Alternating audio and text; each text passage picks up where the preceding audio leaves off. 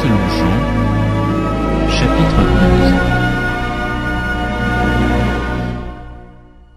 Il y avait un malade, Lazare de Béthanie, village de Marie et de Marthe, sa sœur.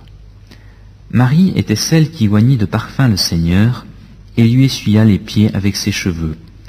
Et c'était son frère Lazare qui était malade. Les sœurs envoyèrent dire à Jésus, « Seigneur, voici, celui que tu aimes est malade. » Après avoir entendu cela, Jésus dit, « Cette maladie n'est pas pour la mort, mais pour la gloire de Dieu, afin que le Fils de Dieu soit glorifié par elle. » Or Jésus aimait Marthe et sa sœur et Lazare. Quand il eut appris que celui-ci était malade, il resta encore 2 jours à l'endroit où il était. Puis il dit aux disciples, « Retournons en Judée. » Les disciples lui dirent, « Rabbi, les Juifs tout récemment cherchaient à te lapider et tu y retournes ?» Jésus répondit, « N'y a-t-il pas 12 heures dans le jour? Si quelqu'un marche dans le jour, il ne trébuche pas, parce qu'il voit la lumière de ce monde. Mais si quelqu'un marche pendant la nuit, il trébuche parce que la lumière n'est pas en lui. » Après ces paroles, il leur dit, « Lazare, notre ami, s'est endormi, mais je pars pour le réveiller. » Les disciples lui dirent, « Seigneur, s'il s'est endormi, il sera sauvé. » Jésus avait parlé de sa mort, mais eux pensaient qu'il parlait de l'assoupissement du sommeil.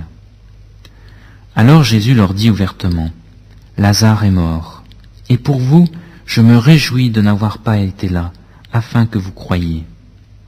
Nous allons vers lui. » Sur ce, Thomas, appelé Didyme, dit aux autres disciples, « Allons nous aussi, afin de mourir avec lui. » À son arrivée, Jésus trouva que Lazare était déjà depuis 4 jours dans le tombeau. Or Béthanie était près de Jérusalem, à 15 stades environ. Beaucoup de Juifs étaient venus vers Marthe et Marie pour les consoler au sujet de leur frère. Lorsque Marthe apprit que Jésus arrivait, elle alla à sa rencontre, tandis que Marie restait assise à la maison. Marthe dit à Jésus, « Seigneur, si tu avais été ici, mon frère ne serait pas mort. Mais maintenant même, je sais que tout ce que tu demanderas à Dieu, Dieu te le donnera. » Jésus lui dit, « Ton frère ressuscitera. » « Je sais, lui répondit Marthe, qu'il ressuscitera à la résurrection, au dernier jour. » Jésus lui dit, « Moi, je suis la résurrection et la vie. Celui qui croit en moi vivra, quand même il serait mort. Et quiconque vit et croit en moi ne mourra jamais. Crois-tu cela ?» Elle lui dit, « Oui, Seigneur, je crois que tu es le Christ, le Fils de Dieu, celui qui vient dans le monde. » Après avoir dit cela, elle s'en alla. Puis elle appela Marie, sa sœur, et lui dit secrètement, « Le Maître est ici, et il t'appelle. » Dès que Marie eut entendu, elle se leva promptement et se rendit vers lui. Car Jésus n'était pas encore entré dans le village, mais il était à l'endroit où Marthe l'avait rencontré. Les Juifs qui étaient dans la maison avec Marie et qui la consolaient, la virent se lever promptement et sortir. Ils la suivirent, pensant qu'elle allait au tombeau pour y pleurer. Lorsque Marie fut arrivée là où était Jésus et qu'elle le vit, elle tomba à ses pieds et lui dit, « Seigneur, si tu avais été ici, mon frère ne serait pas mort. » Quand Jésus vit qu'elle pleurait et que les Juifs venus avec elle pleuraient aussi, il frémit en son esprit et fut troublé. Il dit, « Où l'avez-vous mis ?» « Seigneur, lui répondirent-ils, viens et vois. » Jésus pleura. Les Juifs dirent donc, voyez comme il l'aimait. Et quelques-uns d'entre eux dirent, lui qui a ouvert les yeux de l'aveugle, ne pouvait-il pas aussi faire que cet homme ne meure pas? Jésus, frémissant de nouveau en lui-même, se rendit au tombeau. C'était une grotte, et une pierre était placée devant. Jésus dit, ôtez la pierre. Marthe, la sœur du mort, lui dit, Seigneur, il sent déjà, car c'est déjà le 4e jour. Jésus lui dit, « Ne t'ai-je pas dit que si tu crois, tu verras la gloire de Dieu ?» Ils ôtèrent donc la pierre.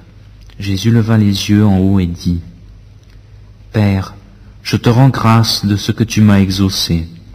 Pour moi, je savais que tu m'exauces toujours, mais j'ai parlé à cause de la foule, de ceux qui se tiennent ici, afin qu'ils croient que c'est toi qui m'as envoyé. » Après avoir dit cela, il cria d'une voix forte, « Lazare, sors !»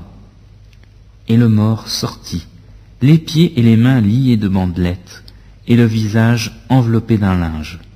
Jésus leur dit, « Déliez-le et laissez-le aller. » Plusieurs des Juifs venus chez Marie, qui avaient vu ce qu'il avait fait, crurent en lui. Mais quelques-uns d'entre eux allèrent trouver les pharisiens et leur dirent ce qu'avait fait Jésus. Alors les principaux sacrificateurs et les pharisiens assemblèrent le Sanhédrin et dirent, « Qu'allons-nous faire? Car cet homme fait beaucoup de miracles.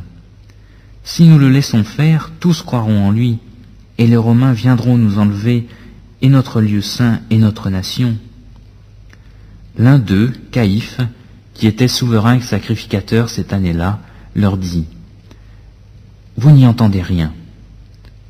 Vous ne vous rendez pas compte qu'il est avantageux pour vous qu'un seul homme meure pour tout le peuple, et que la nation entière ne périsse pas?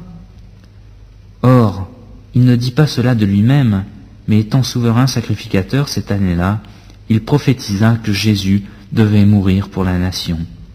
Et non seulement pour la nation, mais aussi afin de réunir en un seul corps les enfants de Dieu dispersés. Dès ce jour, ils résolurent de le faire mourir. Jésus donc ne circula plus ouvertement parmi les Juifs, mais il partit de là pour la contrée voisine du désert, dans une ville appelée Éphraïm.